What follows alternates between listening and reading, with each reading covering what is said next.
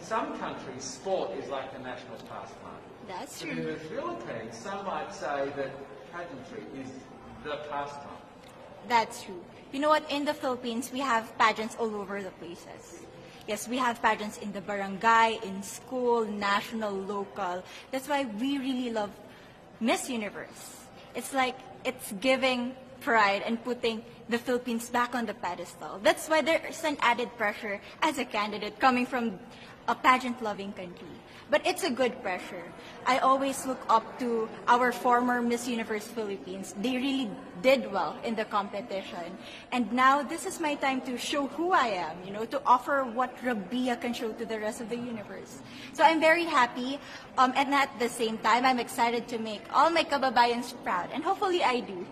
Why do you think it is that the Philippines love pageants? They have appreciation for beauty. We do love pageant because we used to think that we wanted to be included in the world, you know. I have to be honest, in the Philippines, my skin color used to be not the standard of beauty. I was obsessed whitening my skin because these are the kinds of beauty queen we see on the mainstream. But things were different now. That's why I'm very proud to be a morena. In the Philippines, we call it morena. It's brown skin girl. And to be able to represent, you know, my color, my identity as a true Filipina.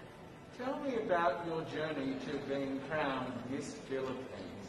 You know, in a world that, in a country, I should say, that loves pageants. That must have been a very intense process.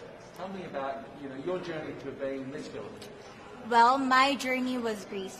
You know what? I started to be a dark horse. Nobody noticed me. Nobody knows I was in the competition up until the preliminary and the coronation night.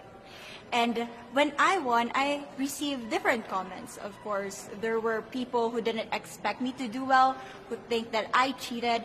That's why I need to redeem myself in Miss Universe. I really need to do well in this competition. And the thing is, I love pressure. I love criticism. I get better every day with that. You tell me I cannot do that, I turn to you and I'm going to say that, no, I can do it for myself. Good for you. So how does it feel then to be on the global stage? How do you feel to be here in this moment, right now?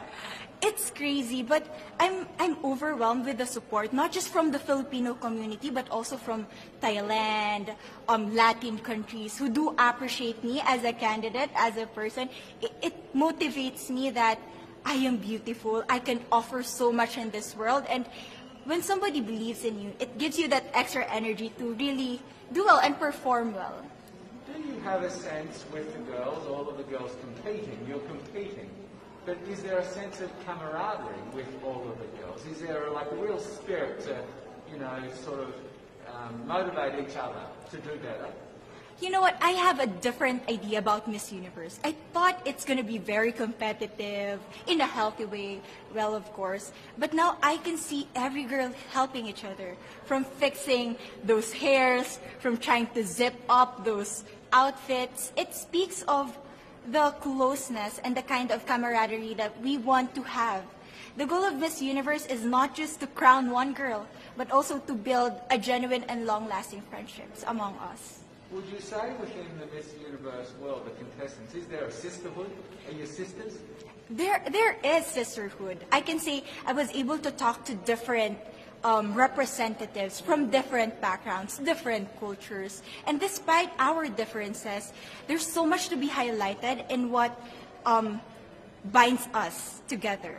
And that is because we want to empower women. We want to have our advocacies. We want to speak for the things that we love. And that's a celebration of women and the beauty that we have.